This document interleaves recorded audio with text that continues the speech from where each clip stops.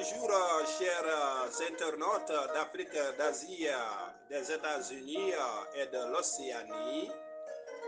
Nous vous parlons des divinités égyptiennes et des soi-disant divinités parce que beaucoup d'historiens européens et d'archéologues, chaque fois qu'ils trouvent des statuettes en Égypte antique sur la vallée des rois, parlent de divinités, alors que ce sont des personnes qui vivaient en Égypte, des personnes ordinaires et des prêtres ou des prêtresses. Donc, beaucoup de statues ont été retrouvées et les archéologues européens pensent toujours qu'il s'agit de divinités, alors que ce n'est pas des divinités, ce sont souvent des prêtres ou bien des personnes de la cour du pharaon.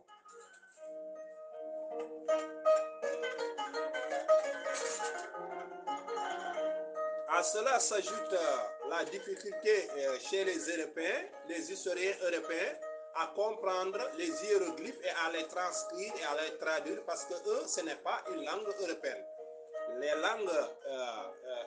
Le langage hiéroglyphique est plus proche du Pulaar et du Wolof que d'autres langues africaines, et c'est cela qui a facilité aux grands savants et scientifiques Cheikh Anta Diop le pouvoir et la facilité d'être un grand égyptologue.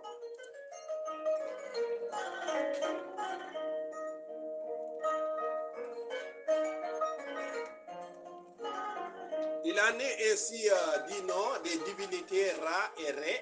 Les Européens, les historiens européens ne savent pas s'ils doivent dire Ra ou s'ils doivent dire Ré.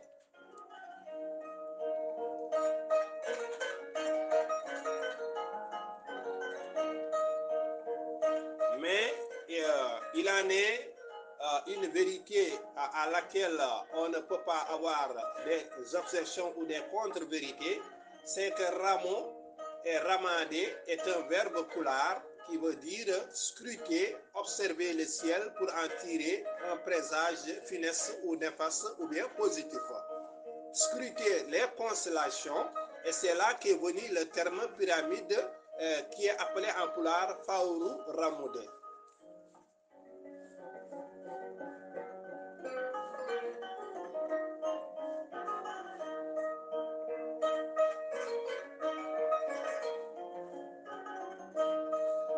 Si vous regardez bien les hiéroglyphes, la manière dont on écrit le pharaon, vous verrez que la lettre F et la lettre P, les deux consonnes sont confondues aussi bien en pulaar qu'en égyptien ancien. Par exemple, les Peuls appellent pharaon Phara seulement, Phara, ou pharaon Phara seulement. Et les Français, le terme qu'ils latinisent est pharaon. Et là, vous retrouvez la consonne F chez les Peuls dans Phara. Et même dans l'écriture hiéroglyphique, c'est Phara qu'on va écrire au lieu de Pharaon, qui est une forme arabique. Donc, nous allons vers une transition sonore musicale de Batourou Kouyaté qui nous accompagne aujourd'hui. Batourou, merci beaucoup. Chers internautes, nous sommes en duplex avec Gandal TV, notre chaîne de télévision sur YouTube. Vous êtes ici en direct avec l'international Mbaye Guissé. Nous allons vous parler de l'Égypte antique, des difficultés qu'avaient les Européens à prononcer régulièrement les accents et même la prononciation de l'Égypte antique de certains termes qu'ils ne parviennent pas à maîtriser. Pourquoi? Parce que nous, les Africains, nous écrivons oralement. Qu'est-ce que ça veut dire écrire oralement? Ça veut dire que nous ne tenons compte que des consonnes. Parce que nous savons, dès que nous écrivons le terme pata en égyptien, nous allons mettre deux voyelles entre le P et le T, pa, et le T et le H, il y a un A, il y a une voyelle. Donc il y a deux voyelles avant qui sont les lettres A. Alors qu'en hiéroglyphe, quand on doit écrire pata, on n'écrit que deux consonnes ou trois consonnes. C'est-à-dire la consonne P suivie de la consonne T, puis de la semi-voyelle H, la semi-consonne H. Et un Égyptien averti sait que on parle de pata. Mais un latin ou bien un gréco-romain ne peut pas savoir. Il ne sait pas est-ce que c'est la voyelle O ou la voyelle I qui est entre le P et le T parce qu'il n'est pas familiarisé avec le terme pata. Ici, si vous allez vers les Toucouleurs du Sénégal et les Wolofs, ils maîtrisent le terme pata. C'est un terme péjoratif qui veut dire que quelqu'un est gros comme le dieu pata. Ceux qui m'écoutent, qui sont des Sénégalais, savent de quoi je parle. L'autre cas positif de pata, c'est fata. Et là, il est positif. C'est un nom. On dit fata. Tout simplement, là, il n'a aucun. C'est un prénom du moins. Il n'est pas péjoratif. Par contre, dès que ça commence par P, ça devient péjoratif.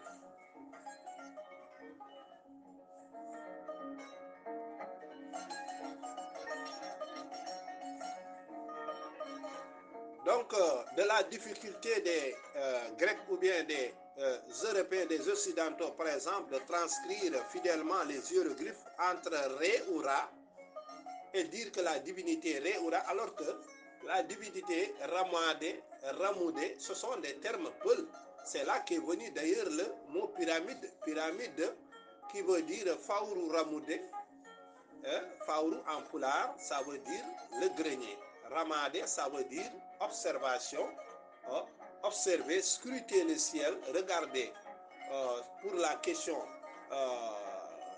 astrologique, la question astronomique, la question pluviométrique, la question hivernale. C'est ça qui a fait donner le terme Faourou Ramoudé au singulier, moi, le grenier de l'observation, ou bien Pahui Ramoudé, moi, les pyramides. Et ça, c'est en pulaar.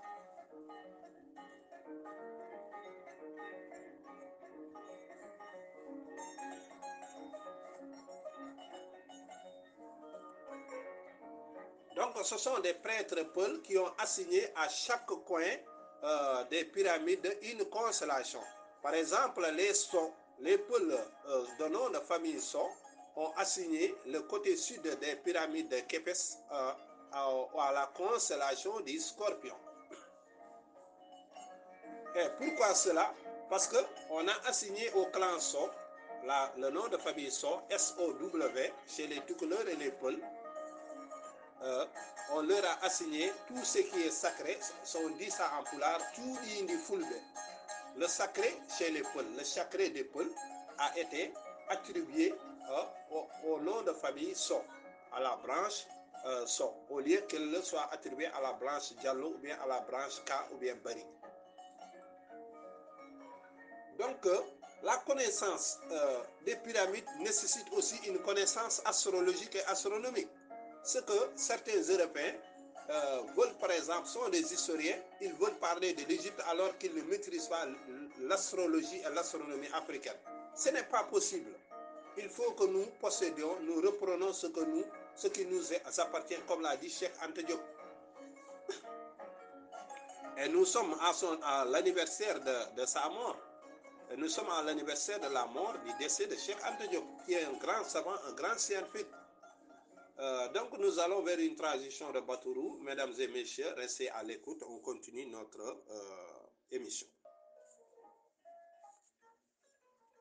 Donc il sera difficile pour même les étudiants africains de parler de l'égyptologie alors qu'ils ne maîtrisent pas l'astronomie tropicale, ils ne maîtrisent pas l'astrologie tropicale, ils ne maîtrisent pas certaines données sur le côté linguistique, les valeurs linguistiques, phonétiques et phonématiques de l'Égypte ancienne.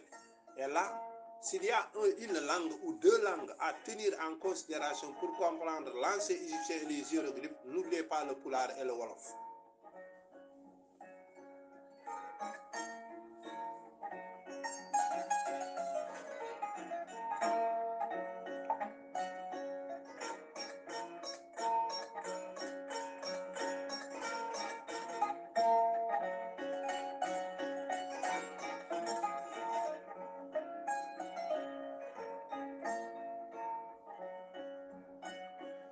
Donc, par exemple, pour la dénomination des liquides en pulaar est très proche du wolof aussi, la dénomination des liquides en pulaar, où par exemple vous avez Ndiam qui veut dire l'eau. Vous avez Idam qui veut dire le sang. Vous avez Nebam qui veut dire l'huile. Vous avez Konyam qui veut dire le vin. Donc si vous m'écoutez très bien, vous savez que tous ces termes-là sont, toutes ces déterminants-là sont terminés par am. C'est les Égyptiens. Il suffit simplement de mettre une calebasse. Et la calebasse, c'est la lettre K. C'est une calebasse remplie soit de lait ou bien de sang ou bien de quoi que ce soit. C'est une lettre K. Maintenant, il suffit de mettre des vagues, un dessin de vagues, de mouvements houleux pour que l'Égyptien parle de Kossam qui veut dire le lait caillé, de Konyam qui veut dire du vin, de palme, de Nebam qui veut dire de l'huile et ainsi de suite. On ne fait varier que la consonne. Dès qu'on met un N, le Noun, près des trois vagues d'eau, on sait qu'on parle de Nebam, de l'huile. Si on met un K, on sait qu'on parle de Kossam, le lait caillé, ou bien de Keddam, ainsi de suite. Donc, n'oubliez pas le Pulaar et le Wolof pour la transcription, la meilleure transcription des formes hiéroglyphiques dans un langage purement africain. Pourquoi? Parce que le Pulaar, quand il dit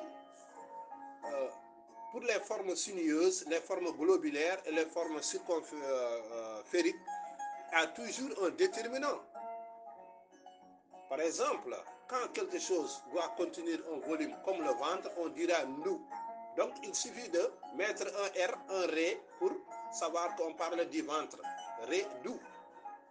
Il suffit de mettre la forme plus une consonne pour savoir ce que cela signifie. S'il s'agit d'un volume, s'il s'agit d'une ligne droite comme dans Laol, Congol, tout ce qui est linéaire est désigné uniquement par la consonne. Ensuite vient l'image qui détermine ce dont on parle.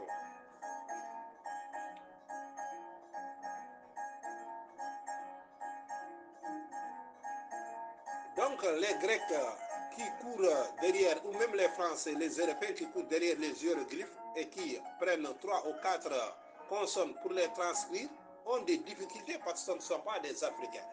Donc prêtez attention à cela et comprenez aussi que pour comprendre les hiéroglyphes et les pyramides, il est nécessaire de savoir un brin d'astronomie et d'astrologie. C'est ce que j'avais amené pour vous, mesdames et messieurs, chers internautes. Retrouvez-moi sur Gandal TV, sur ma chaîne YouTube et abonnez-vous. Le meilleur est à venir. Merci beaucoup, mesdames et messieurs. Bon après-midi de mercredi 8 février de l'an 2023.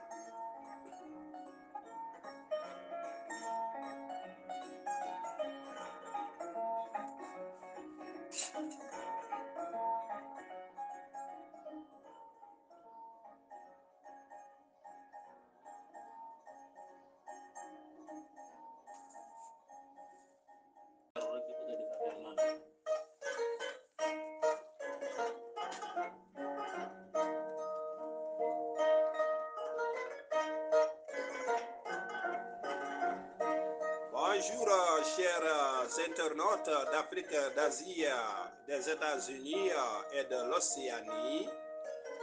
Nous vous parlons des divinités égyptiennes et des soi-disant divinités parce que beaucoup d'historiens européens et d'archéologues, chaque fois qu'ils trouvent des statuettes en Égypte antique sur la vallée des rois, parlent de divinités, alors que ce sont des personnes qui vivaient en Égypte, des personnes ordinaires et des prêtres ou des prêtresses.